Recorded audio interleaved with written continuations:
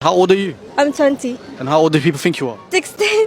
Why? Because I look young. How old do you think this girl is? 14. Why? She just looked like 14. And how old are you? I'm 15. And how old do people think you are? 14. And how old do you think this guy is? Probably like 19, 20. Why? Because he looks young, but not too old. And how old are you? 18. How old do people think you are? 18, 19. What's a basic bike car? Ford Fiesta or Vauxhall Corsa? What's a basic bike car? Corsa. Fiesta. Corsa. What is your craziest summer confession? Basically, I let this guy suck my dick, but his friend was also interested in me. But then his friend snaked it to his friend, and they kind of fell out because of me. But they're both still moving to me right now. Let's reload it. You're chatting to one guy. He says, "Cool, I'm trying to suck your teeth." Nah, sure, bro, sure. Sorry. Cool. What's your name? Jaden. You channel.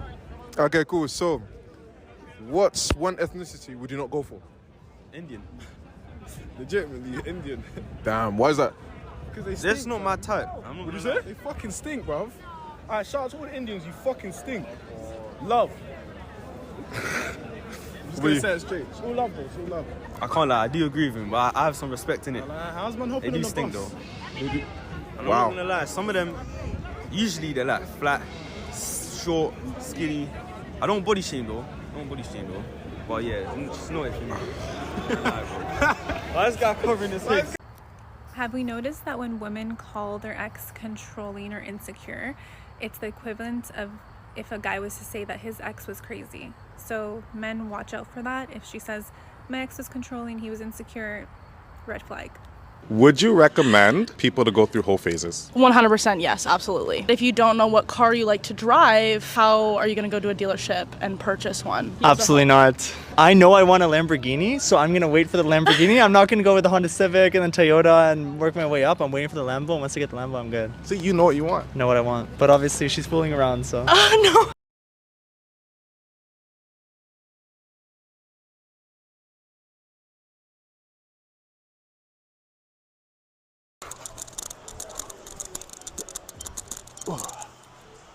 So what this man is doing is called high knees running in place.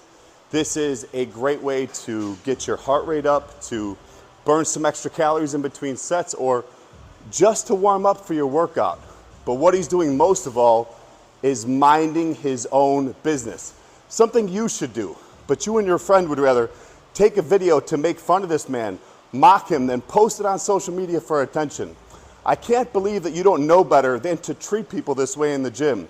You are an absolute bully. You need to do better. Mind your own business. Does a man have to be 6 foot for y'all? Yes, above 6 foot. At least 6'2". At least 6. It's not about the height, it's about the confidence. It's about the confidence. And taller guys are normally confident. Oh, you don't think short guys are confident? Not typically. Wrong. You haven't met me, so it's a different experience. Let's say he has everything. He got money, personality, everything, but he's like 5'10". Would you not give him a chance? Nah, that's crazy. If he has over like 10 millions on his account, 10 million minimum, but if he's 6'2", he could be broke. kinda. You can't make this shit up. How long have you guys been together? 10 years, more than 10 years. How did you bag her? How did I bag her? I got her a bag. What kind of bag? Chanel! This is my natural game. What did you do? I can't talk about that on the radio. Do you allow your partner to have guy friends? Not as of a couple days ago. Shut your up! You! No, yes, he does. And do you allow your man to have girlfriends? Yeah, as long as they're fat and ugly. Are you guys married? Yeah, we are. Okay. How much did you drop on the engagement ring? Fat! 3 times his salary. A lot. What would you say if your man asked for a threesome? She'd be down. You can make anyone obsess over you with one simple psychology trick if you understand cognitive dissonance. Let me explain. This man is meeting these 2 girls. One of them is a 7, but she plays hard to get. She makes men pick her up, open the door for her, pay for dinner, doesn't go out for last-minute plans, and says she's a busy woman who takes long to reply. On the other hand, the other girl who is a 9 doesn't like those games.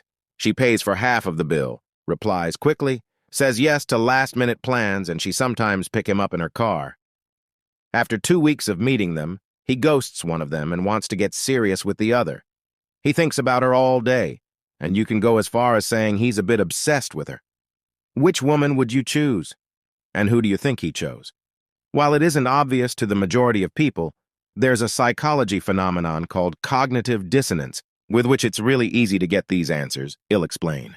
In this experiment, they ask participants to move this screw from one side to the other for an hour, a very, very boring task. At the end of the experiment, half of them are paid $1 and the other half are paid $20, and the person carrying out the experiment asks, "How likely are you to recommend this task as fun?" People who were paid $20 say that the task was extremely boring, which is why they were rewarded nicely. It makes sense. The task is boring, so therefore there is a good reward for it. It is very unlikely they recommend it as fun. Now, on the other hand, the people who were given $1 have on one side the boring task, and on the other the fact that they were only paid $1. This makes no sense. Having wasted an hour of their time doing something extremely boring and only getting paid $1, it just makes no sense. Since those participants can't change the fact that they were given $1, what they change inside their minds is the fact that the task is boring. Maybe they give it a philosophical meaning, or maybe they deem it a meditation technique, or a time for themselves to reflect. They make some mental maneuver to sell themselves on the fact that it isn't that boring and therefore justify themselves as to why they spent an hour doing this boring task. Once you see it as personal time for reflection, it is much more likely you recommend it. That's what it's known as cognitive dissonance in the world of psychology. When you find contradictions in your behavior, you look for justification to make it make sense. Now back to the other question. Maybe it's happened to you with a guy friend or a girlfriend. You ask your friend, "How is it that this ugly, lazy, good-for-nothing person attracts you? How is it that you're crazy over this person if you're a 9 and he's a 7? And what happens is this. She's been putting so much time and effort into this relationship and has been suffering so much that to justify herself, she has to sell herself on the story that this good-for-nothing is amazing. Why else would she be crying over him? Why else would she invest so much mental power on someone who isn't worth it? She tells herself that since she's been putting in so much work, it must be because this person is amazing. Cognitive dissonance sees the amount of effort you're putting into a person and automatically raises that person's worth to that level in your head.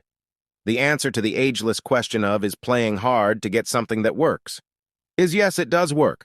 And while it isn't the only way and mature people don't usually fall for this trap, giving another person all your attention on a silver platter is definitely not the best strategy. People often fail to deem worthy what doesn't take effort. He fell for the trap and obsessed over the hard-to-get girl who is a 7, and he let the girl who is a 9 and treated him nicely go.